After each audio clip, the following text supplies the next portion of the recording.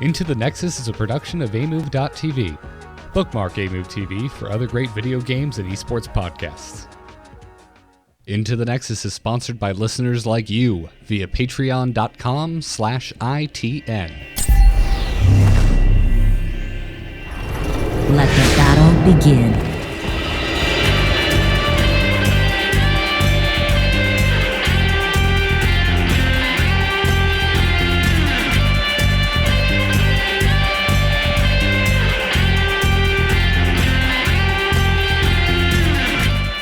Welcome back, heroes. This is Into the Nexus, the podcast all about Heroes of the Storm. I'm Garrett Weinzierl, and I'm sitting here with my counterpart, R2D2. Kyle Ferguson. It's good to be back. I've returned from Florida. Yes, what a bizarre state. We got to have an unplanned in-person meetup, which is always special for me, Kyle. It's always good getting to see you in person. Yeah, it was awesome. You were looking fantastic. Have you lost weight? Thank you. I have lost weight. Yes, thank you. Everyone was looking fantastic. Yeah. It was such a cool trip. Was down there for a wedding. My first bilingual wedding, which was just awesome. Funny to see how different songs would play and who was dancing and who didn't know what the dance was. But I'm down there. Yeah, I've decided to take a little break, you know. It's a vacation of sorts. But of course, who can resist turning on their phone? Maybe browsing Twitter. Maybe making their way over to Reddit a little bit on their vacation. So you're telling me that you lived your hero's life vicariously via social media and online communities over the weekend? I did. I was entirely computerless, so I couldn't actually watch any of the games. So I just decided to, live through the community and what they had to say about the events going on. So what I'm hearing is, since you lived vicariously through the community, is you had the worst weekend ever in the history of Heroes of the Storm. You know, I gained some perspective, though, because Saturday night, HBO decided to show a little movie called Lucy. And I'm happy to say that no matter how bad production may get in Heroes of the Storm, Lucy will always be a worse movie. But I'm glad that that's the analogy you decided to make, Kyle. Oh, my goodness.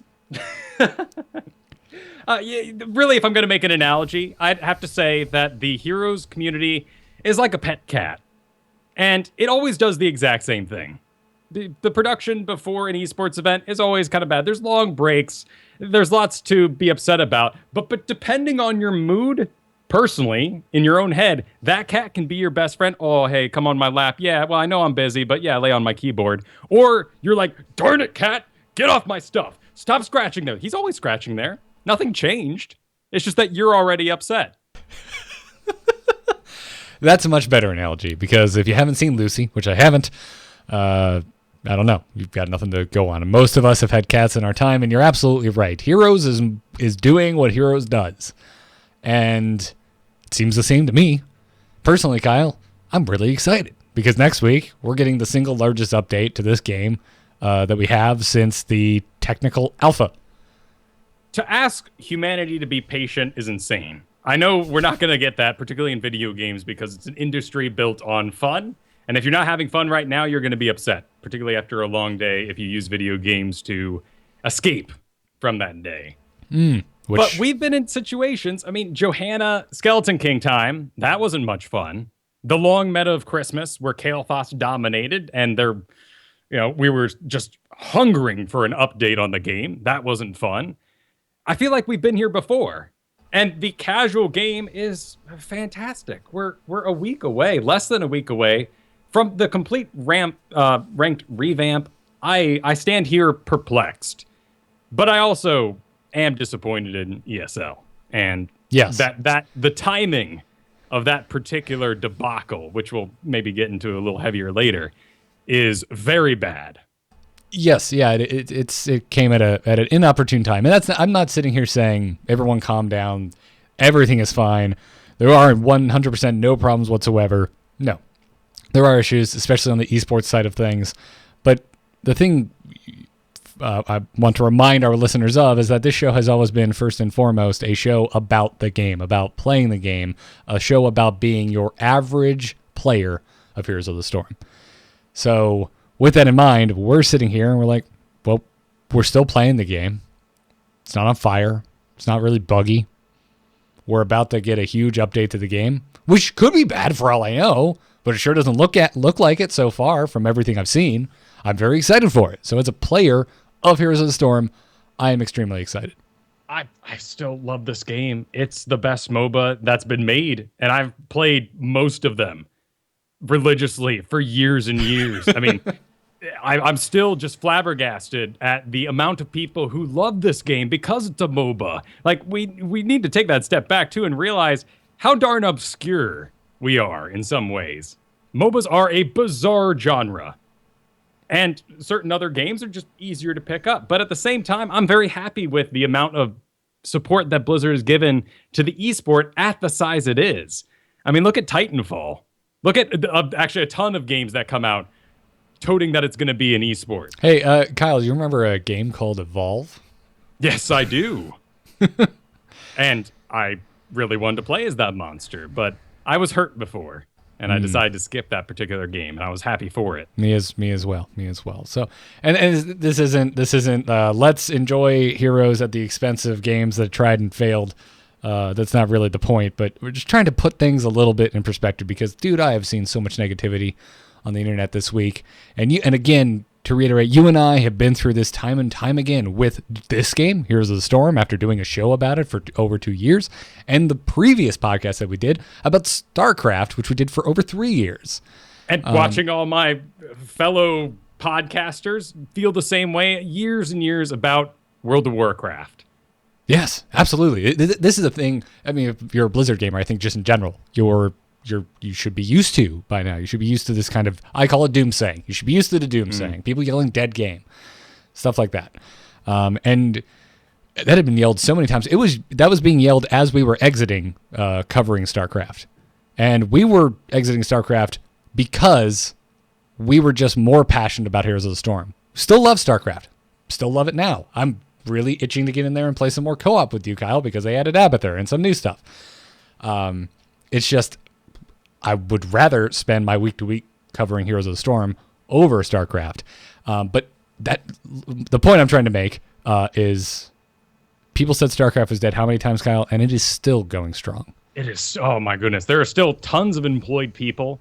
I know across the world people are still going. Now, is it as big as CSGO, Dota, League of Legends?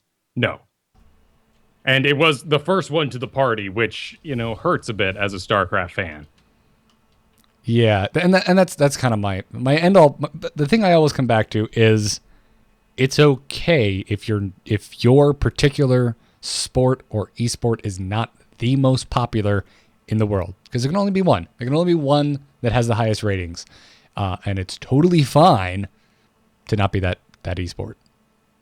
And I'm having fun here. Is that okay? Is that okay to say? Giving a lot of popular opinion in the past week, I would say no, but obviously yes. Kyle, this is a safe place. Yes, you are having fun. I'll be honest. I have been a little burnt out lately, but it's honestly because of my excitement for the ranked play revamp that is coming next week. I'm kind of sitting here like, oh, quick match is still kind of wonky, and we're gonna have unranked draft soon, and we're gonna have a whole new ranked draft system. So I've been kind of sitting like, yeah, I could play. Yeah, we have a 50% experience bonus right now, but I kind of just want the new shiny stuff. That's another one that just flies by me, and I'm watching it going, what are you thinking? Like, there's people, the game's been as toxic as it's ever been. Well, no duh. There's ranked rewards, and people are down to the wire, and they spend 2 weeks. It's like finals. They spend 2 weeks playing video games, and now they want to grind out for their finals coming up, and they're not ready. They're too busy playing Overwatch. Yeah, it comes back to that cat, man. No, nothing is happening that's any different to me. In a team-based game where you can talk to one another, things are going to get heated. There is going to be a certain percentage of the gaming population that is toxic. I have been part of that population at times, and I completely understand where it comes from. But to say that right now is any different or any worse than, like you said, back when Johanna and Leoric were the go-to if you got that comp, you won. Back to the Kael'thas meta that we had to suffer through over the Christmas break. There's ups and downs. It's going to come. It's going to go. Heroes moves forward. Marches on. Yes, exactly. Marches of the Black Kings on. Yeah. So Anyways. We got lots of news to talk about. It's still, despite all the drama, it is an insanely busy week. And next week is the release of Ranked Play. Yes, it is. Real quick, before we move into news, I would be remiss if I didn't remind our fine listeners out there that we are putting on a convention next month. The end of next month, but next month nonetheless. So July 30th in Orlando, Florida, we are having CreateCon. And Kyle, you're going to be there. I'm going to be there. And we're going to be recording a live episode of Into the Nexus in front of an audience. So folks, if you'd like to come out, if you're a Florida native, if you're not and you just like to travel, come on out to Orlando, Florida, July 30th. Go to createconvention.net for tickets and details. I'm looking forward to hopefully enjoying some more delicious ramen with you, Kyle. That was good ramen. It was very tasty. And I mean, we getting to rub elbows with all sorts of other podcast royalties there. Yep. Heck, I can take you to Super Saiyan in Orlando, a Dragon Ball Z themed ramen joint, or we could just get Korean barbecue. Whatever the case, it is time to talk about Heroes of the Storm news. We're on, boys! Ha-ha! Let's liven up this place! Point me to the stage. Click the play button, and let's get started. I will click that play button. So obviously next week is going to be the big ranked play revamp. We're also getting Medivh, fingers crossed. They did say on the week of the 14th in their specific verbiage. So they're giving themselves a bit of a window. Maybe if there's some issues, they could delay it a day or two, but we'll see. Hopefully the best will happen and we'll just get it on Tuesday. We did have the Q&A, though, however, on Reddit that we talked about a little bit last week. Well, we talked about the announcement of it. The Q&A has now happened. Kyle, you actually went through and highlighted some of the more interesting points that were brought up. First up, they talked about how many points per division. So, again, we're going to have, bronze through Grandmaster and everything in between. So there's going to be 1,000 points per division and an average of 200 points up for grabs per match. So you could gain 200 points, you could lose 200 points, and then obviously there will still be a variance on that depending on the matchup, your skill level versus the skill level of the people you are fighting. That is way more fluid than I thought this was going to be. Yeah, that's easy. That's pretty fast. That's very easy for me to wrap my head around. Well, and it's 5 games to rank up. Granted, you then get to the 1,000 points, and then you would play your match point, your deciding match where it's going to let you know if you're going to rank up if you win this, or on the opposite side, you lose all those points, you're going to rank down if you lose this next game. Right. And remember, it's not like you win X amount of games in bronze and then bam, you're silver. You have to go through all the ranks, the ticks within bronze itself before moving up into silver. But no longer will you incur an extra 3 points, like you get 203, and that's enough to knock you down to the next rank. You're still going to have that placement match, that defenders game. Yeah, it was funny because something about that, what you just said, did not click with me when they first announced this system. I was like, oh man, we're going to know exactly at what point the game is going to make or break our promotion. But now that I know that if, say, I'm bottoming out, if I actually go below, say I only had 200 left in my rank, and if I lost more than 200, I would dip down. I'd like that there's that safety net of, yeah, I could lose 205, put me in the negatives, but I still have to actually lose one more game before I drop a division. Exactly. And an exciting thing for streamers, too, because it gives a little bit of, tension to the game. Yeah. Another interesting thing that came up in the Q&A, obviously there's a lot of talk about Overwatch right now, but the team wants a commendation system similar to Overwatch.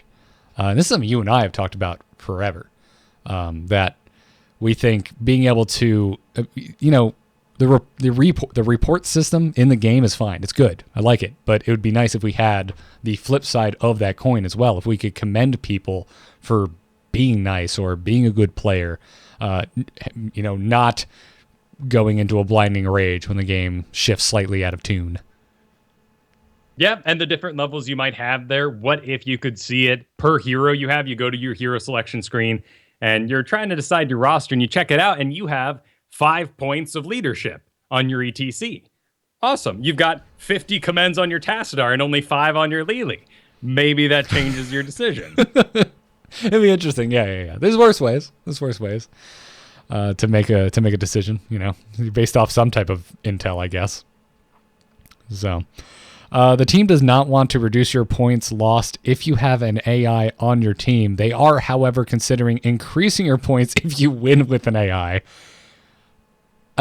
I think I'm okay with this. I think I like that answer. I mean, clearly this isn't a feature. This isn't something that's coming in. But would you be happy if they made this a feature of the game? I love the encouragement it gives. Like, what if someone drops and they're an AI, and everyone on the team goes, "Let's bust it! Like, let's go nuts! Come on, let's win this thing!" That's great. Oh, I love that. Yeah, it's like rallying, man. I don't know. Suddenly the four of you become, it's like a scene out of 300. And then it matters who pings. You don't just let them go. No one sits in the base because there's that chance. And plus, the flip side of just losing less points when you have an AI on your game is just a disappointment. Everyone, let's sit in the base. Why not? We're wasting our time to an extent. I wouldn't do that because I enjoy playing a game when I'm playing a game, but I can see how that logic would work out.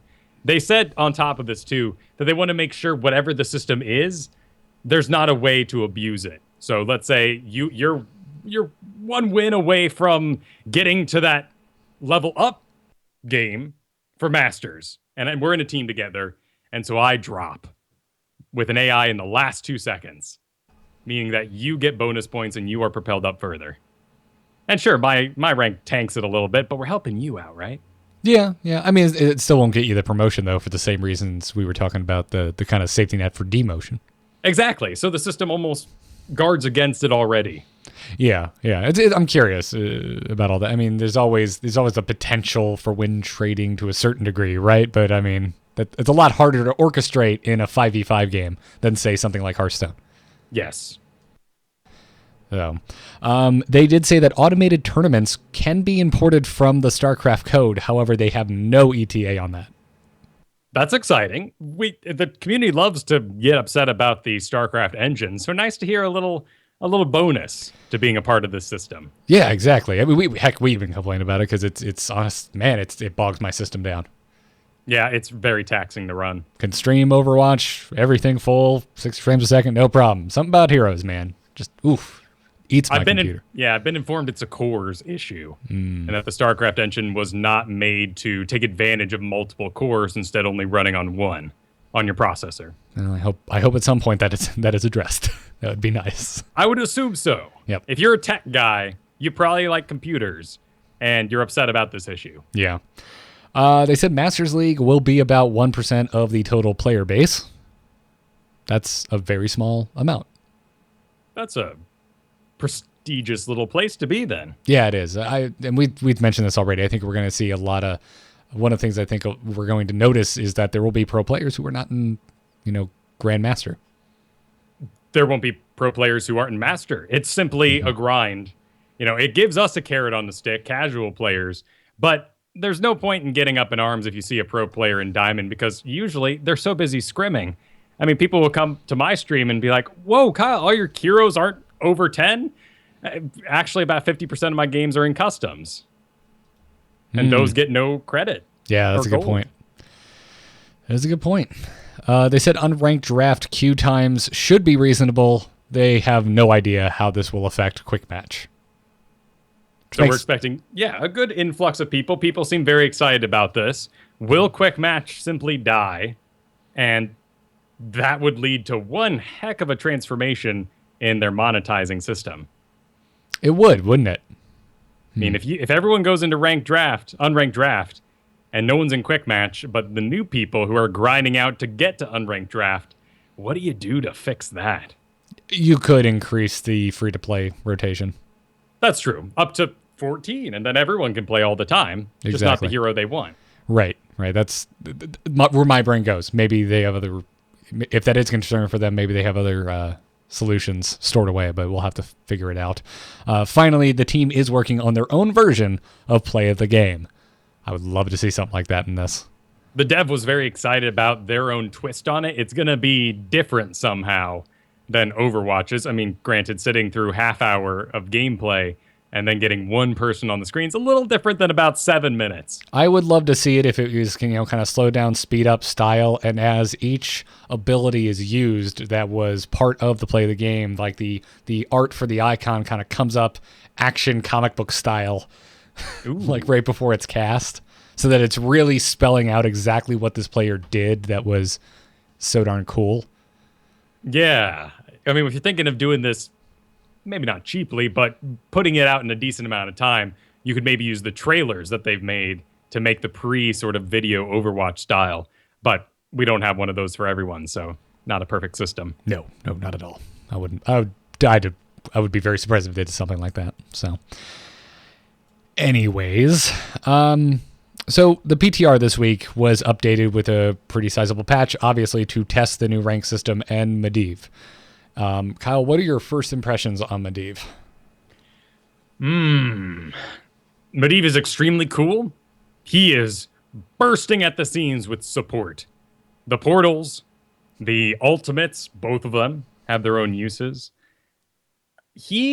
I don't think will release with a large win rate. His damage is very low. His lane clear is decent as long as there's another hero to actually hit with the bolt. And he has no serious mana issues. The scouting is awesome that you can perform. But the scouting does kind of put him in the level of Tassadar, a heavy amount of support, a shield every 1.5 or lasting 1.5 seconds, and then dissipating 5 seconds casted again. So actually, if you're looking for like full support, Tassadar is still the better one at that, because when a Tassadar shield comes out, nobody stops attacking. And this was happening in the PTR. If Tassadar shield comes out on you, everything remains the same. It's kind of the Dahaka problem, actually. We thought on paper protection was going to be mad overpowered. But just like Dahaka disappears underground, everyone waits for it. They see the protection. Maybe I won't cast that Arcane Orb right now. I won't cast that Blizzard. Once it's off, then you lay it in. And that's when they just explode. Well, I don't know. I don't know how true that is, Kyle. I see a Dahaka go under. I'm like, I will cast that Arcane Orb because it's going to hit your back line. That's true. Different as a tank, right? I know. I'm just messing with you. Also, I have no idea who the guy's name is, but shout out to whoever was solo supporting as Tassadar in our quick match earlier today, because we got into that game and we're looking at the matchup, and the opposing team got a Morales. We got the Tassadar, and we're just like, oh no. And that Tassadar was a boss. He was awesome. But remember the first thing I said when we saw him? I said, well, first of all, he's with his Zool friend, so I need to audition really hard for this guy. And that's what I did. I was on Grey Main, and I followed that Tassadar around, and every time he cast a storm, I attacked that target. Every time he wanted to do anything, I was there with him. And over the course of the game, he started letting Zool die. His buddy that he queued with die, and giving me the shield so I could carry us. Yep. It was a thing of beauty. So to you, out to you, mysterious Tassadar. You have the tip of my hat. So there's been some really interesting things popping up, kind of realizations regarding Medivh, specifically portal combinations. Yes. Like ETC's mosh pit. Like, that's insane. Yeah, there's a lot I haven't discovered yet, but it seems like any channeled ability can be moved through the portal. So you're talking Lily Cups, no interruption there. ETC mid mosh pit, if you lay the portal basically on top of him or right next to him, he can click it, ride it through. So you could adjust a mosh if you're awesome enough. The more obvious one that I played with quite a bit yesterday was Hammer. A sieged Hammer can ride the portal. Yeah, which just sounds insane to me. So you can move her back and forth and adjust her position. We use that to dodge Chromie bolts. And I think it was Steel Dawn at the time, and he was switching back and forth. Yep. Avoiding those completely. Absolutely Dahaka, beautiful. When he connects his tongue, can drag people through the portal with him. Because that connection's made. Which think about that for 2 seconds, Kyle. Imagine you were not viewing what you just described through the pretty colorful isometric view of Heroes of the Storm. That sounds like a horror film. That's terrifying. That's pretty cool. Some giant monster just drags you through a portal. I think that's, personally for me, I think that's the coolest one. The mosh pit sounds kind of the scariest, but just the idea of Dahaka being able to land that tongue and just yank you back through a dark portal is awesome. The cast, it lasts 6 seconds, which in a MOBA, in the chaos of everything, is a short amount of time. You're also, yeah. I don't know if other channel abilities work. I'm very curious to know if you can, Sylvanas mind control someone through one of those. I want to find that out this week. Channel abilities like Nazebo. Can Nazebo adjust his positioning while he's channeling Ravaging Spirit? I don't know right now, but those are fascinating things. And the real thing that gets me about all of this is what the pros are going to be capable of. We saw a neutering, for lack of a better word, of some of the really cool combos that single characters can execute. Stitches, Bolt of the Storm, Sprint, and with his eats. He used to be able to take you an extremely long way while he had you in his stomach, and that was bad on a single character. I was about to, do we really miss that, Kyle? Are you really, no, not at all. Are you? But it was a that? playmaker. Yeah, and it allowed single characters to shine out and become stars of the game. And for viewership, that's very important. And since it's a more team-oriented game, if you are doing that exact same thing with portal combinations, that's good TV. And I'm excited about those sort of things, and I don't mind that those other playmaker ability combos have been cut off to make room for Medivh. Yeah, I'm with you there also, just because that Stitches need. I'm glad that's gone. But now, in your solo queue environments, portals are messy. They have a summoning time. They sort of whoop, whoop, whoop, whoop, whoop, and then appear. So if you're like, I need to save you should have thought of it a second and a half ago. Yeah. Also, we're not used to something like this, right? We're not used to this kind of active clickable area that does something. And it has priority over minions and movement. So if you click just like you would cast a heal on a hero, and that heal is kind of generous, it's just sort of, you clicked in mostly the area of them and Holy Light lands, the portal works the same way. And there was multiple times during the PTR games I was hosting where someone on retreat would click the back portal, sending them forward to die. Yep. Just kind of like accidentally attacking the mercenaries as you're trying to escape or something of that nature, but all the more dramatic and life-ending. Yes, and you're not familiar with the ability. You're suddenly forward. You thought you were here. You're clicking forward. You're not moving. Where'd you go? Eventually, we'll be able to maybe get over the misclick, re-click the portal, go back through. There's no problem like that. There's no cast time. There's no load-up time like a Zagara Nidus Worm. But it's going to send some people for a loop. Yeah, I am sure I'm going to be accidentally clicking on those portals quite a bit in the first week or two. And building a Medivh comp is going to be really difficult, and I have no idea what it is, and I tried a lot of games. And we custom built those comps. And you don't replace your healer. There's still topping off that needs to happen in the background. Tassadar Medivh does not work out like Tyrande Tassadar. Tyrande Medivh, you're just losing too much damage on the Medivh for that to work out. That's the whole reason why you go Tyrande in the first place, is to just burst them down, kill them fast, and you don't even need the healing. So I'm not sure. Maybe he goes with another support that then transforms themselves. Like I had success doing a double warrior with monk combination, and the monk went a little damagey, and his damage was great across the game. And together we filled out the full support role. Monk doing the touch-ups, I negating the big burst damage on Medivh. Yeah.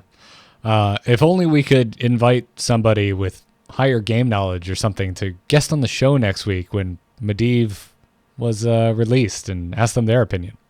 Oh, maybe. Yeah. I have some breaking news, Kyle. Oh? Dunk Train will be joining us next week. Fantastic. Literally just found out via Twitter DM. Well, great. All right. Well, we'll see. That's fantastic, dude. Yeah. Because of all the guys, like he is not only a pseudo team captain. I know they're pretty democratic over there, but to have someone in his position leading the team from support has always been fascinating. So it'll be really cool to hear his opinions on Medivh. Yes. And for our listeners out there, no, I do not usually check Twitter during the show, but this request had been sent and I was hoping we could announce it on the show, and now we can. So next week, joining us for the release of this massive patch will be Dunk Train from Cloud9. I'm excited to chat with them. Awesome. It'll be a good time, man.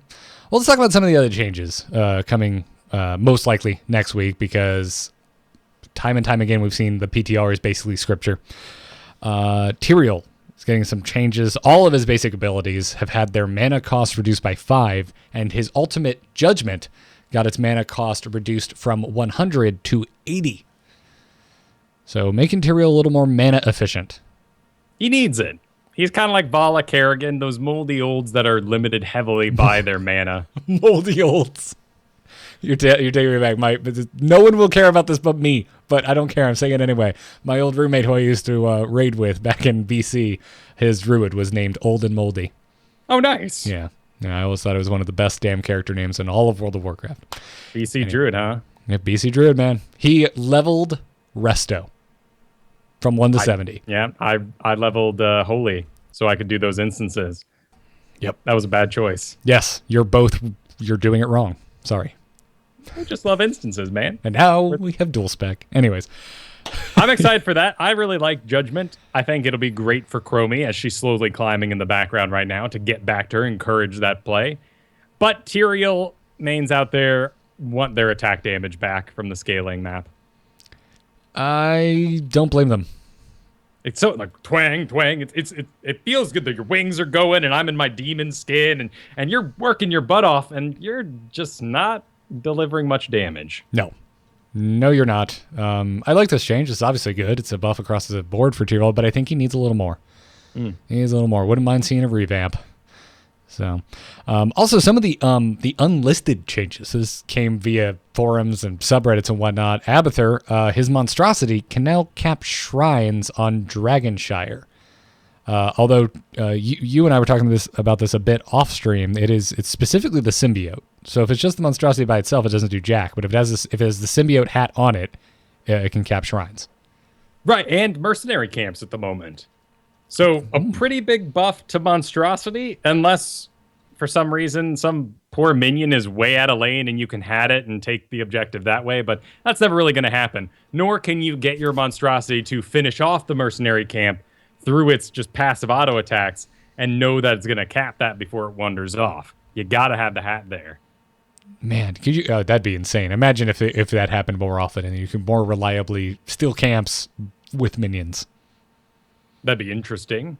I would love that as a talent. That'd be kind of cool. Mind control a minion. I think don't know what you do with it, but I think that'd be supremely cool. It'd be. Yeah.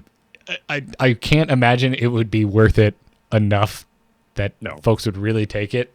But every now and then you'd get to sneak one in, like, oh, there was a fight around the mercenary camp and everyone died. I'm going to take that minion and walk it in. Yeah. That lone knight. Yeah, but I don't think that, as cool as that would be, Kyle, I'm not sure that would get used all that much, if really at all. I think we're in possession territory when we start doing anything with minions. It's just not worth it. Very true. Very true. Also, Tracer, the pulse bomb delay has been increased by half a second. It's up to a full 2 seconds before that pulse bomb will explode now.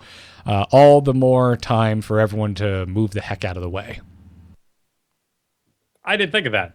Very true. Yep. If anything, I was thinking that's good for Tassadar, but you shouldn't put your bomb on Tassadar. No, I think it's for the collateral damage of your teammates, I think, more than anything. And then also her pulse round charge rate has been decreased to 100%. It was originally 150%. So enjoy that minor nerf to Tracer, ladies and gentlemen. Actually, it's a pretty big nerf to her charge rate on her pulse round, but if you go with the talent. Right, absolutely. Also, we talked about MMR normalization and MMR seeding last week when the blog post went up detailing the changes to MMR. And those are also live in the PTR and will be going live next week with the patch. So if you're curious enough, go in there, give it a shot. I mean, the only thing you can do in the PTR right now is Hero League. So you're going to have to do your placements to see where you land. And I don't know. To me, I'm like, man, I just want to get in and play Medivh. I've had no chance to play Medivh whatsoever. So yep, I ran customs and was able to get the games in that way, but they're experimenting with ranked. Yeah, I get that. I just I bought Medivh and I was like, wait, I can't take him to an AI game? Oh, I just made a sad face. So. He's getting banned out mostly in the PTR as well. What? Why? Because he takes a lot of coordination and he is a detriment to your team now. That is the point, guys. That's the point of the PT. Fine, whatever. I get it. I understand it, but it doesn't make me happy. Also, guys, get in. Last week we talked about the anniversary event. You got bonus XP. Get in and get your bonus XP. Also, if you buy anything, you get the Hellbilly. I love this mount. I already got mine because Kyle. Remember last week when we talked about the fact that you're good at the Hellbilly if you spend any money? I know it sounds like I'm a shill for the Hero Store. I'm very aware of that fact. But, and you know how last week I said, maybe I'll finally get that Jaina skin I've been wanting. Oh, yeah? The lunar Jaina skin. Guess what was for sale this week? Nice. Guess who's got a nice new dress for their Jaina?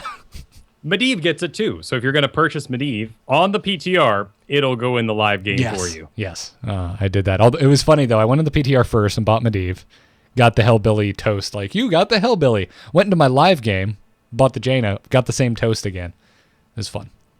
Just double the Hellbilly toast. It was nice. Also, if you haven't already owned Billy the Kid, they put it back in, so you can get that at the same time. Rawsome. Totally rawsome. Well, Kyle, let's flick the switch. Let's dive down into Crazy Town a little bit, shall we? Let's do it. All right, let's talk what we are calling eSports-pocalypse. There's a lot of less than wonderful things happening in the land of Heroes of the Storm esports. Where to start, Kyle? Shall we start with the 9 games in 8 hours? That really goes into the conversation that was the big catalyst, it seems, for everything, which was ESL Day 1. And if you don't follow esports, I know we have a lot of listeners that don't. They enjoy the game. They want news on it and whatnot. But esports is another time investment for them. ESL decided with very little announcement that they were going to have Day 1 of their event casted by the community. In this particular case, it was one guy in the UK on his home computer. His home computer died 18 hours before the event started. He tried. I guess reported late that his computer was not going to be functioning for the day. And Gillyweed, in her hotel room, decided to take up the mantle, put up a sheet on the wall, and do the best casting she could in that situation. Yeah, so good on her, but clearly not the most professional thing in the world. The rest of the weekend, not so bad. But no, in fact, they spent all that Friday that they were doing the community streams rehearsing.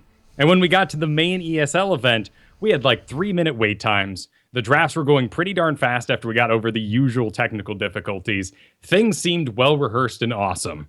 But just like everything, you check Day 1, it wasn't good, you didn't come back for the rest of the day. Right, absolutely. That's my point. And even if that wasn't the case, it's just sad that that's what it took so that Saturday and Sunday were so well polished. Which shouldn't be the case. You just hit the ground running. It should be good from day 1. How long have we been doing this at this point? Not necessarily with Heroes, but even with here. If we're just talking Heroes, we're doing Heroes esports for a while now, let alone ESL. How many productions have you put on? You should have it together at this point. Right. And to demand the resignation or anything like that is outrageous. But it does leave us wondering what the ESL team for Heroes has been built out of. And it's seeming to be maybe parts of other departments, and then Heroes were made out of that. Yeah, I don't know. I'm not going to speculate because I don't know. But no, exactly, we don't. And that's the best we can get. Right. It should be better than this. Is the bottom line. And to a certain degree, this does fall on Blizzard to a certain degree, which is specifically the drafting. They still need to use an out-of-game drafting system, and it's just that's ridiculous. I think that's kind of absurd at this point. Yes, as I've said time and time again, I am biased because esports, as far as Heroes is concerned, is not my number one interest in this game. I'm more interested in it from actually playing it, but I don't know. The great thing about Heroes esports is it makes me want to go play the game. Right. Maybe to the detriment of Heroes a little bit. Right. Absolutely. And I do really enjoy Heroes esports. I spent the majority of my time at DreamHack watching that, and there was a lot of downtime. And a portion of that could be alleviated by a proper draft system being built in the game itself, so we didn't have to use an out-of-game draft system. So I'd like to see that happen. So for me, I'm just like, ESL needs to do a better job. Blizzard needs to fix the draft. That's where my head's at. I agree with you. So then on top of that, we had last week, Kyle, we talked about the MVP Black drama fest where they were basically stating that, hey, after we crush this year, we're going to just quit. There's more stuff going on with just personalities around there, but I want to take a quick second to talk about MVP because then this week they come out. So we had another team disband. We had TNL. They disbanded, which is another South Korean team. However, 2 of their roster went over to MVP, not MVP Black specifically. So if you're unfamiliar, MVP is like the overarching esports team. and MVP Black is just one team.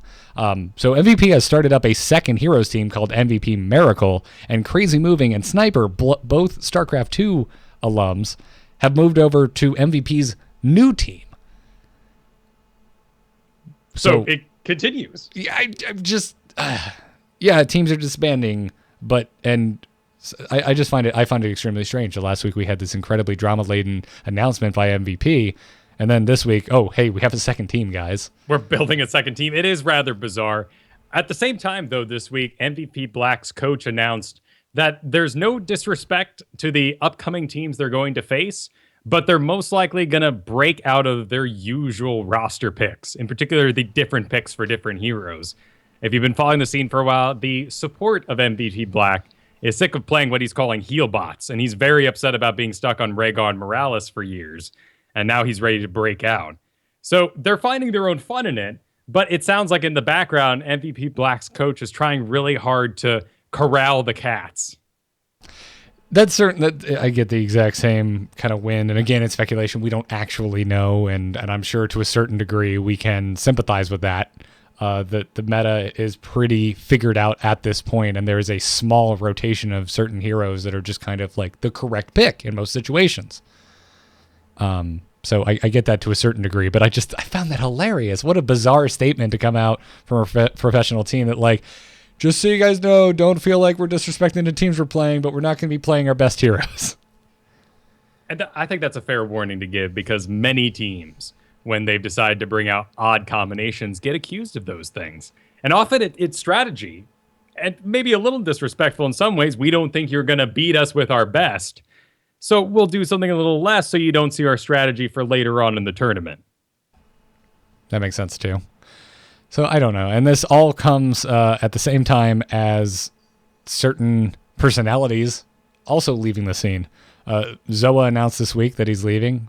And after reading it, it makes sense. He really, at no point though did he bring it up. He was like, I'm leaving because the scene is dying. That was not the case. We have a link to his statement here. You can go and read the entire thing. And it seems like for him, it's definitely much more a personal life decision. These are all young folk and young professionals, and lots of them have college debt, and he had to make a choice about his particular profession, and it more so that Heroes wasn't paying his bills, which it was. He was being ushered into a position he didn't want to have. It's one thing to make less than your optimum money when you're passionate about what you're doing. When you love your job, it's okay to be, eating out of those microwave dinners all night. But if you are being pushed in a direction you don't want to, for him, he loved casting, and he was being pushed towards being the observer, working the camera. And that's like saying, hey, you've been a great lead guitarist, but how about you work the soundboard? That doesn't fly for most people. Exactly. I think it's a good analogy. And again, we don't want to put words in Zoa's mouth, so I highly recommend, if you're interested in figuring out why Zoa is taking a step back from Heroes of the Storm, go read his full statement. And then also, this was news to me when I sat down to look at the notes tonight. Solid Jake has announced that he's pursuing Overwatch casting as his main focus. There will still be Town Hall Heroes. He will still put out Heroes-related content, but he is going to switch his focus. And all these things combined paint an odd picture at the top. And that's what's so bizarre about it, because here at home, in your hobby, casual games, it's a healthy, fun, regularly updated, awesome game. Yeah. Yeah, you get into some games and there are toxic people kind of ruining things every now and then, but that was the case before, and it'll be the case in the future, and that's fine. It's a team game. It happens. It's just I think it all comes down to timing for me, Kyle. We talked about last week about Overwatch kind of ushering in just this overall feeling. It seemed like Overwatch was this catalyst for everyone's complaints about the game that had just been kind of hanging out below the surface. A new game comes out. Everyone's like, yeah, new game. It's awesome. It's really fun. Look at how much it's selling. Look how much fun we're having. Oh, look at this skin I just got out of a loot box, which I've been doing like crazy because I'm enjoying the game. And for some reason, that seems, to me, I look at it and I see that as the trigger. Yeah, I agree. So, and like you said at the top of the show, asking a large populace to be patient it's insane. It's a fool's errand. But at the same time, I'm sitting here like, oh, let's all just calm down. There's a huge patch next week. Can we just be excited for it as opposed to extremely negative in leading up to it? And we're also, professionals out on our own these days. I can imagine if I was in middle school and I walk up to my buddies and I'd say, hey, I love Heroes of the Storm. Why aren't you playing League of Legends? Oh, why don't you like doing it? Like, oh, why didn't you watch this all weekend? Like, that would happen. And tribalism in video games is a very true thing. Oh, absolutely. Particularly when investments are involved, like your WoW character for 7 years, like your League of Legends account that you've dumped money into. Mm-hmm. Yes, everything you just said. I saw this a million times with World of Warcraft. Every time a new MMO came out, hey, dude, why are you leaving for Warhammer? Hey, dude, why are you leaving for Rift? Hey, dude, why are you leaving for Star Wars The Old Republic? Same thing here. All I can think of is the WoW episode of South Park, where everyone's going on and on about how much they love WoW, and Butters just goes, I play a Hello Kitty Island adventure. Get out here, Butters. Yeah, exactly. Butters, leave right now, buy World of Warcraft, and join the online sensation before we all kill you. So what can be done about this? That's a tough question. I think any game, regardless of its genre and what it is or who produces it, always has a chance for a resurgence as a pro game. Many games, we're talking about like history here, like Brood War was huge, and I never even knew about it growing up. Right. I don't know. I mean, there's some things that can be tackled. Obviously, production on ESLs and making sure that the production houses have the tools in game that they need is something that can be addressed on Blizzard's end. And I also think, to a certain degree, the social interaction of the community is something that we can do on our end. Yeah. I don't know. If you're out there, if you're listening to this and you're kind of feeling the same level of exhaustion that I am, I really think, just get out there and make your voices heard. This is something we talk about regarding just negativity in your own games is like, well, if you're sick of hearing everyone complain, go out of your way to tell people when they do something good in the game. And I think the same thing holds true for the game overall and the community discussions happening in the subforums, happening on the subreddit. And I do see it out there. It's just not necessarily always upvoted to the top. That is true. Yeah. So I don't know if you are enjoying it, if you are passionate about it, get loud about that. Enough said. So let's get into some leaks, shall we, Kyle? Because there is a gentleman on 4chan of all places. Speaking of wretched hives, that has. He has accurately leaked heroes, skins, and mounts with a 100% accuracy rate. And you can go to the hero subreddit right now, find a post by SSJ5 Goja Tanks, love that name, that chronicles this particular 4chan's poster long successes of leaking Heroes of the Storm information. And I don't know how much we want to go into this. Yeah, I think we'll just say spoilers and let's not go into it. Because for me anyway, if I looked at this list, and this is all 100% true, and I see 6 heroes that are set to come out, and I don't like any of them, you're telling me I'm going to be waiting 4 months before I get something I like. Yep. And I read the entire thing, and I am excited about every single thing in here. Absolutely. I think it's going to be awesome. I love the maps if these are true. If all of it's true, so sweet. Awesome. Yeah, really cool stuff. There will be a link to it in the show notes. If you missed it, go to amove.tv/ITN, find the episode 111 post. Now, Kyle, let's hear some Browder tweets. Right. I could be wrong. All right. So you will not be able to purchase any seasonal rewards. Full stop. Yep. The rewards, you work for them, you get them. Yep. Team is discussing hero swaps. However, there is no date available. So in case you're curious what that is, it like after a hero is selected in the draft phase, you could actually give that hero to a different player on the team. Which leads to a certain level of strategy, which is why they allow for this sort of thing. It would be easier to just say, Heroes eSports.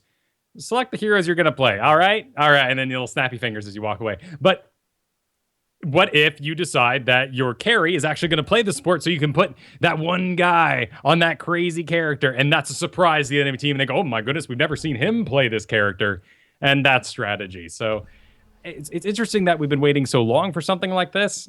I think our at-home experience has taken precedent. I think it has too. I would love to see this in the game, though. However, personally, yeah. I would have to think it is probably a bigger interface design challenge that we are thinking. I don't know. Do you just drag and drop? How much are you concerned about the social implications of this? People fighting like, no, you got Li Ming, give me the Li Ming. I've got X amount of games, because you know that stuff's going to happen, Kyle. Yeah. So who knows? But I don't know. I always like having more options personally. So personally, from a coach position, I would just love to have a draft tool in the game. Like, just don't start the game, and then we'll go over to quick match or custom game. Yep. Just roll a draft. When it ends, it gives me a report card, and we print it out. Not really. We take a photo with our camera or whatever it may be, and we apply that into the custom game. Yep. Muted players will not be getting a reset of that muted penalty come the patch. We know this, but it stands true for pro players as well, and there's a lot of silenced pro players out there. Yep. Yes, there are. Yes, there are. MMR decay will be added in the future, Kyle. How do you feel about this? I guess it won't affect me because I play regularly enough. It's not really a feature I've really liked. I don't like the idea of homework. I don't like the idea of dailies in World of Warcraft.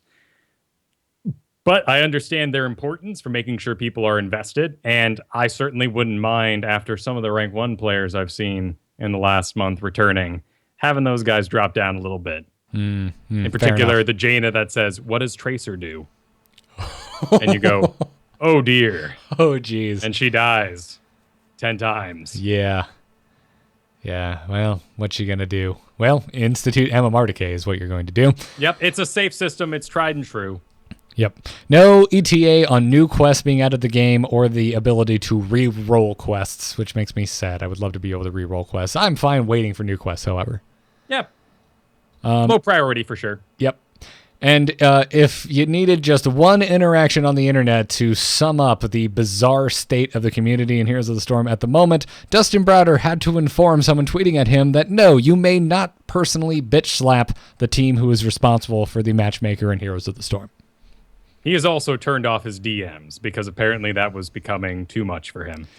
Thank you, toxic community. This is why we cannot have nice things. This is why we may not have a direct line to Dustin Browder.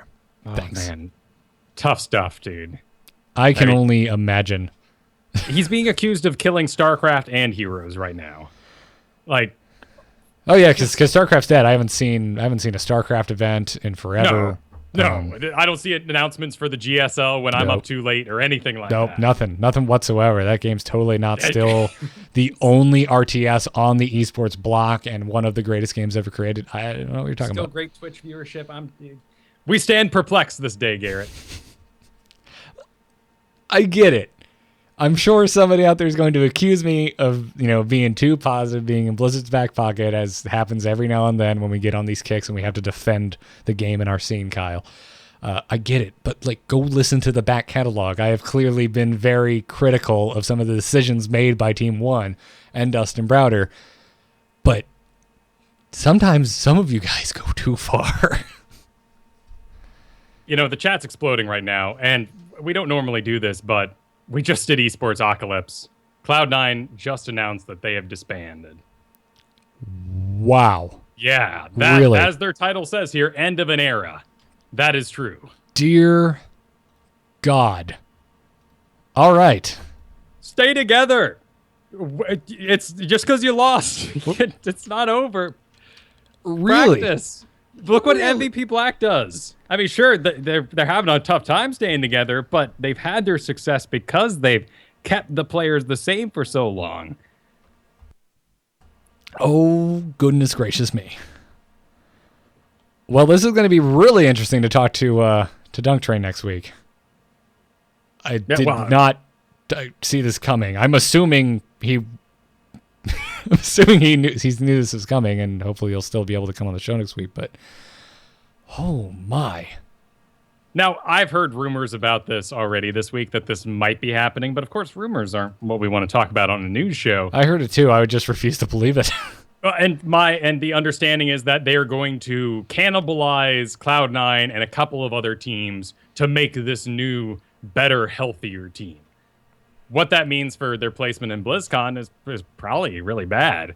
Yeah. Because you won't be able to incur enough points in order to participate come the end of the year. Yeah, wow. All right. Well, chat room, there's a link for you for folks asking for a link. I don't know enough about this to report on it now. We'll have to talk about it more next week. Breaking news as such. Yeah, absolutely. So I am really sad to hear about that. Wow. Here's the first Heroes of the Dorm was the first thing to completely sell me and make me realize that, yes, Heroes of the Storm esports is absolutely a thing. The second thing was Cloud9 winning last year. And oh, wow. Okay. Well, I'm really sad to hear that. Yeah. Really championing so many off comps. I'll never forget, at BlizzCon, I watched them do the Leoric Tassadar Murky thing. And that was fantastic. Yeah. Bring back Skeleton King, Blizzard. Bring it back. Bring it back. Well, we will revisit that next week. Yes. Yeah. Whew. Goodness gracious me. So. In other blue posts. Yes, let's bring the fun back real quick. Blizzard wants to know if you want Carbot Animations Mephisto as a hero. And I certainly do. I want more Carbot in my life, Kyle. Yeah. Regardless of the abilities, always a very cute idea. Very cutely drawn and all that. But, man, Mephisto. I would love to have him. More evil, please. Oh, absolutely. Monsters. Monsters. So many humans. Yep. An update to Nazebo's skill cap is coming. Take from that what you will. You can take from it that spider build will be somewhat more difficult. You could even just reduce the range that the spiders are willing to leap at, and you can increase the skill cap. But right now, you can pretty blindly throw your jar of spiders, and they'll probably get to where they're going. Yep. They're smart little bugs. And they do, which always seems to be my ankles because I hate spiders. No Haunted Mines rework this year. I'm fine with that. Yes, okay. And I know that's just us, and there's people who love Garden of Terror, but I'm happy to see Haunted Mines I was about to add that extra little jab. I would love to see an addition to this that says also no more Garden of Terror reworks coming this year. We give up. It's being taken out of the rotation. You have to put some bushes down there for Dahaka to get down there these days. A lot has changed in the game, and the 2-map system, the tiered map, I guess it just never really worked out too well. I'm very done. Very, very done with Garden of Terror. So anyway, before we move into strategy, let's thank those who are supporting us over on patreon.com/ITN. Thank you to Bjornar G, Brendan S, JS, Brock Lee Smith, I love that, Alejandro R, Will, Heather S, and Peter O'Reilly. Guys, we say it every week, and it still holds true. Thank you so much for supporting us, supporting the show. Kyle and I have been doing this for a long time. Every time I go and look at the Patreon, it still blows my mind. So thank you. Thank you very much. Thank you. Now, let's talk about communication and vocabulary. Choose a talent. Choose a talent. Talent? Ah, that seems generous. Yeah, no clue what that means. Kyle, today you had the brilliant idea of talking about just the art of communication in a team-based game, in this case, Heroes of the Storm. And really, Kyle, all I have to say to you, man, is, I will do everything it takes to win. That's the thing, and that's what kind of blows my mind and why we're having this as a strategy section. We've had lots of emails over the episodes. We've given out lots of help of how to communicate with your team, how to stay positive. But let's break it down even further. Let's take all that conversation back to its roots and just talk about what communication is in a video game. Hang on there. This will be cool. Don't touch that dial. Don't touch that dial. The effort of speaking is something we often don't think about. The fact that in a video game, amongst your control, your abilities, your drafting, your game knowledge, all these things. You then on top of it have to layer effort to communicate. And online, it's typing, which takes calories. It takes finger movements. It takes more APM. When you're talking in person, you are putting out energy, and not in like a hippy dippy way, just like you are expending effort by talking to someone. Yes, and that's even more true in a game where APM is important. If you're in the sands of Dune, you wouldn't talk because you lose moisture. It all has its various uses. Going a little deep there, Kyle. All right, I'll come on back. That's a little too sci-fi. So people love to say that they're doing everything they can to win, but are you being nice? Are you being effective with your communication? Studies have shown that 50% of words are negative, 30% of them are positive, and only 20% of those are neutral. That's because the way our brains work. Have you ever seen anything out of the corner of your eye and gone, oh, or seen a spider that wasn't there? Because it's important as a human being that you imagine that spider is there and react to it, rather than a spider actually being there, biting you and you die. It's the old jungle with the tiger thing. It's better to imagine the tiger is there and protect yourself and set up lamps and put little traps and bells down so you don't get eaten by that tiger. Exactly. So language naturally has, negative connotations because negative things are going to affect our lives more. So it's very easy to accidentally make something negative. And we can take an example here. Let's do reporter. A reporter. Nothing wrong with a reporter. They're giving the news. Journalist. That's a good word. That's a positive word. Newshound. Paparazzi. Those are negative flips on those things. All right. Fair enough. Okay, so I get where you're going with this. So let's say you're smart. You're a smart guy. You're cunning. Yep. You're brilliant. Yep. Intelligent. I'm feeling good about myself. Brainy. Okay. I'm okay. I guess I'm all right with that. Egghead. Honestly, I'd just be surprised that anyone used that term in the last decade. Sure. Unless it's Sonic the Hedgehog. He uses it all the time. Well, it's Eggman, but yes. And it's not, to me, it's freaking Robotnik, and you better call him that. I don't know. Sonic. Shrewd is another one. Like, it's pretty easy to turn a simple statement into a negative issue. So how do you fix this? Well, let's talk about how you're actually communicating in the game. First and foremost, step number 1, greet people when you get in the game. Say hi, howdy, yo, whatever your particular flavor is, invent it for yourself. And now you have just on the very basic level, you have proven to your teammates that you are willing to put forth the effort to communicate in this game. Or if they say hi first and you say hi back, you have now put forth the effort, the additional energy to say, I'm going to be receptive in this game. Already we're making some friends. I had this happen today earlier in the draft, and we ended up drafting pretty well as a result of the fact that everyone was kind of willing to talk with one another. For the most part, don't give suggestions on lanes or early game strategies. That seems bad, right? If you have a great idea, if you are going to soak through that first Immortal as Murky, that's important to let people know. That's cool. That's fine. That's you. You're letting people know what your strategy is going to be. But by imposing your strategy on someone else, there's an extremely high chance that you're going to pre-tilt them. And it could be as simple as stun my target. And the person goes, okay. And they're already questioning their own abilities, their own gameplay, and you've basically thrown people off from the get-go. With something that simple. One of my favorite examples of what you're talking about is just kind of how to word things differently. So you know me, I like to play specialists a lot. I love me some Zagara. I love to go bottom alone. A lot of games I get into, I'm on Zagara. Somebody, let's, for the sake of argument, say it's Arthas this time. Just parks himself in the bottom gate. Now, I could say, Arthas, go top. That's one way to take it, but it would probably land on a player better if I said, I can solo bot. So I'm telling them what I'm willing to do and leaving the decision, letting them be the one to go, okay, cool, I'll move top, as opposed to directing them to do something. And you've made a statement that'll affect future events.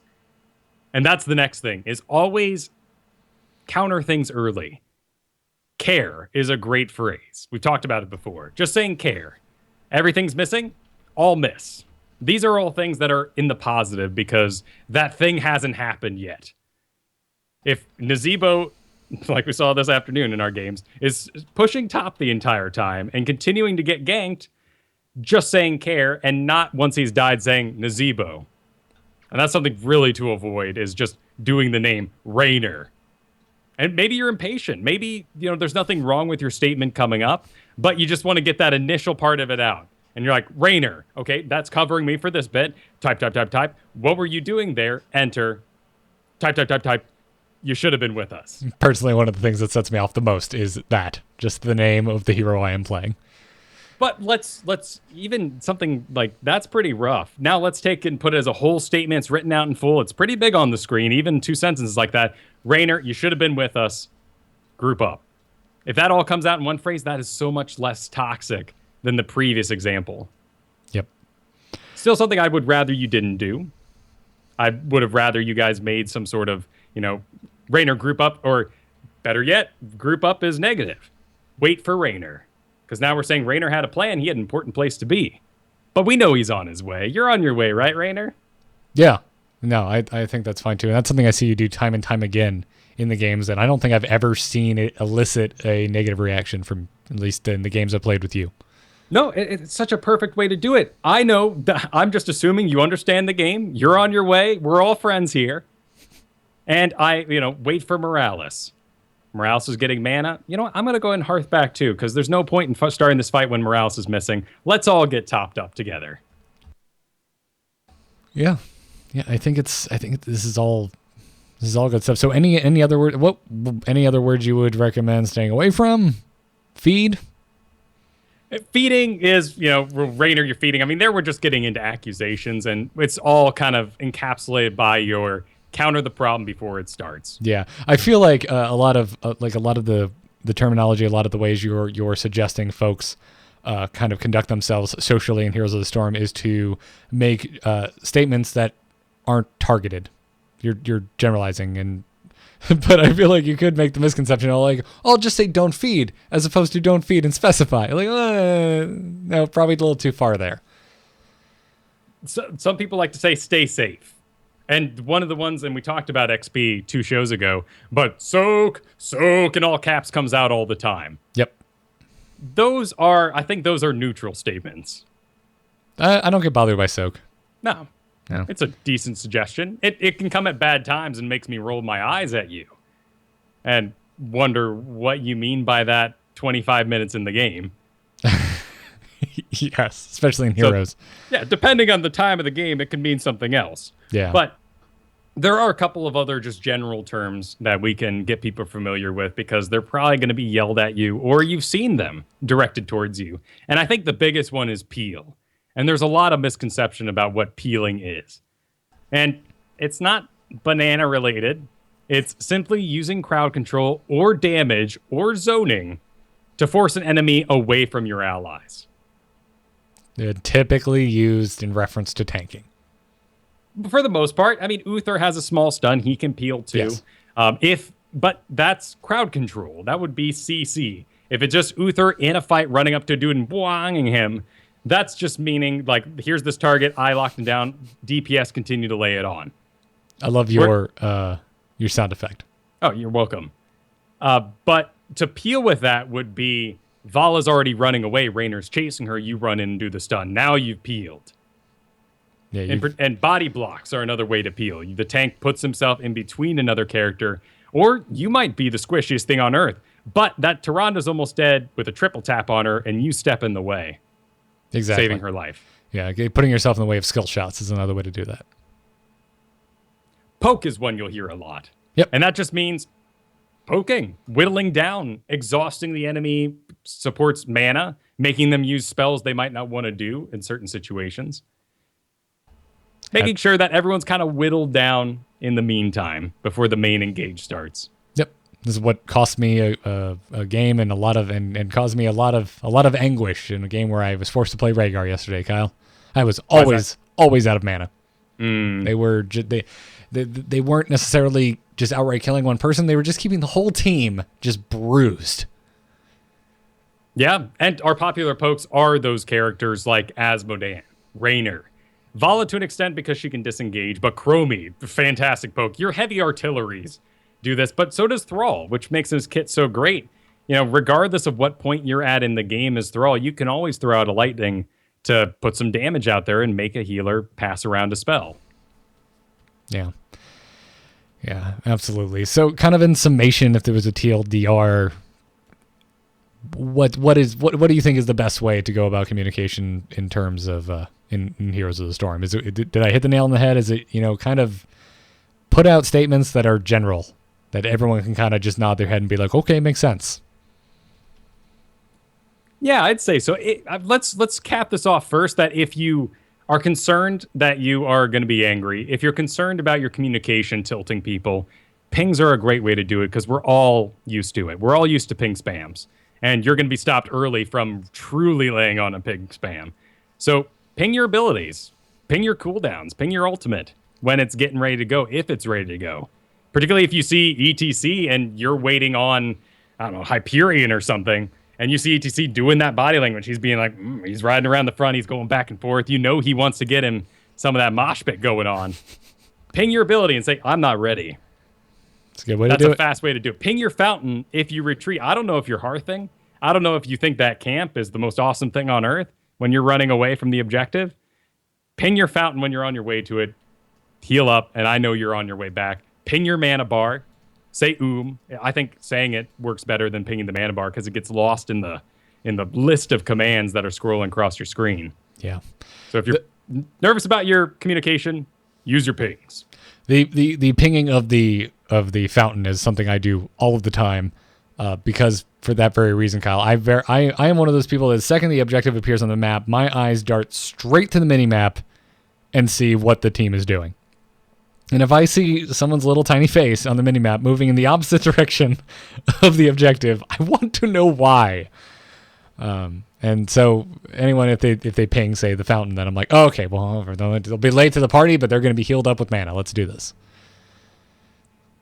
The main too long didn't listen of this whole thing would be do everything in the future. Make sure you always call. If you want to call missing, don't say, why'd you get ganked? You call missing. Right. We didn't really talk about missing in this because missing calls don't really happen in Hero of the Storm because the maps are so small. Yeah, it's something you see a lot in just about every other MOBA. But Heroes has very small battlegrounds. But I think missing still works, but I think I see it come up more in Heroes when you don't see any hero on the map. But they're all, when 5 are alive and you don't see any dots on the minimap, that's when I see missing come out the most in Heroes, and I think that makes sense. It's the most important time because that's when your specialists, like our Nazebo earlier, should stop pushing so far on the map. And don't be Captain Hindsight. If they're rezzing, I do this as well. 30 seconds on Illidan is a great thing to say, rather than that was a bad push, we should have backed out. Or anything of worse or more vulgar language than that. Yeah, that's a good point. Warnings, like timely warnings. And say hello, darn it. Yes, please say hello. It's fine. It's fine. Everyone get to know each other. Make friends. Be friendly. Act like you're in the same room as people, damn it. I never see this behavior when I go to my local Magic tournament. Okay. Yeah. I've seen a couple people, but not as often as I feel it happens online. I think the majority of ragey people in person get defeatist, which maybe could be just as bad. But when I've gone to my own Magic drafts, they'll be like, oh, I'm not drafting anything today. And you're like, dude, you're just killing my fun. Yeah. Oh, we should say that too. I didn't add it to my notes here, but we should definitely say, don't be over apologetic. That is really important because I have to learn to trust you in this game.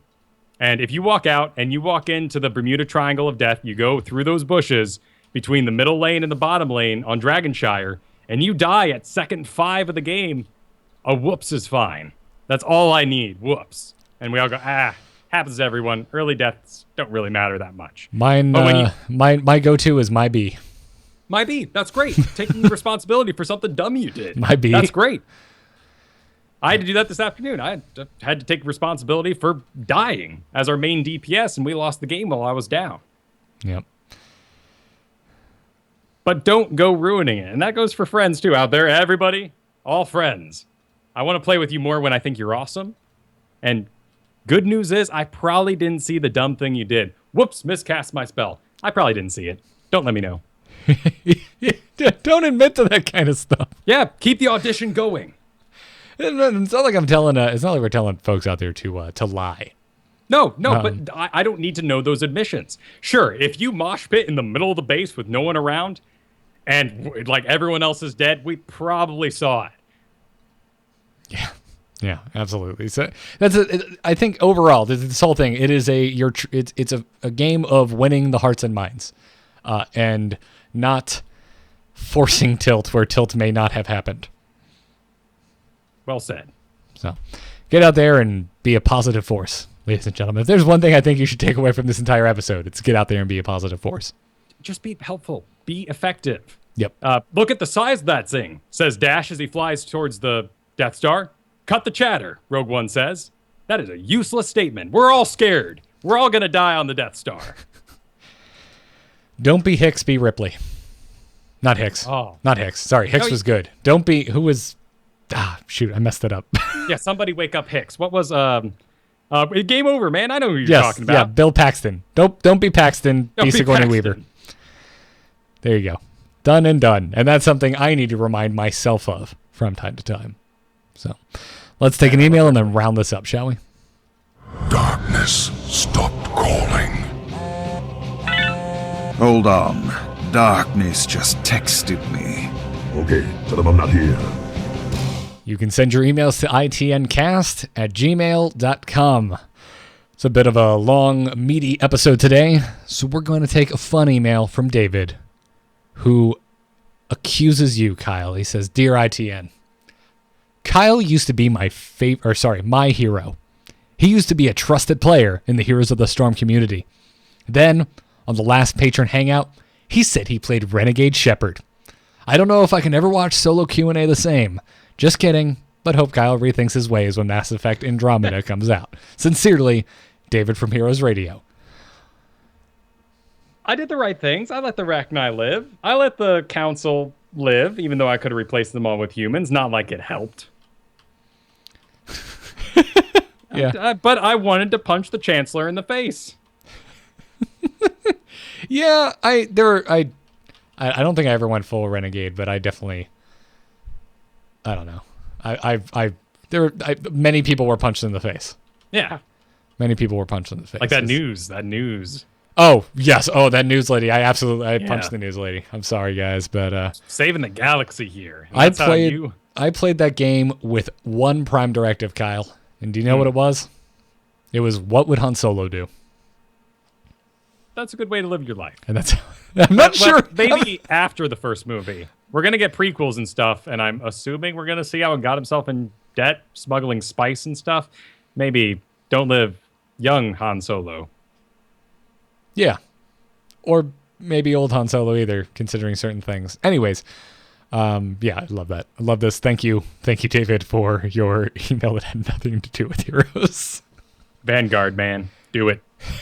Wonderful. Absolutely wonderful. Well, again, want to remind everyone, write in itncast@gmail.com. Not 100% sure we'll actually have time for emails next week since there's such a lot to talk about. But as always good to fill up the inbox. We're always pulling from it. It's not always the newest emails. We'll have Dunk Train here as well, so send over emails for him too. Yes, that'd be good. That'd be very good. Make sure to mention it somewhere in there that you have a question for Dunk Train. Or Dunk Train in the subject line. Exactly. That's always good. Always very good to have. So that is going to do it for this episode of Into the Nexus. If you are a patron, stick around if you're watching live because we're about to do the patron after show games. If you're not a patron and you're interested, we always do games. We always do shows after the games. We always do games after the show every Thursday night for our patrons. So it'll be a good time. Thanks again to our patrons over at patreon.com/ITN. Thank you, those of you leaving us iTunes reviews. So this week, I wanted to thank Das Horn, All Staley, and Juice Shack. And Juice Shack's review is kind of trolly, but it made me giggle. Is it okay if I read it? Go for it. The title of his review is 5 stars, opposite of Chromie. Oh, no. I like Man. Chromie, but that made me laugh. There are some beast chromies in the world right now, man. And the surprise factor that you get by being good at Chromie, it must be intoxicating. And the frustration you must feel watching chromies ruin her over and over again must be awful.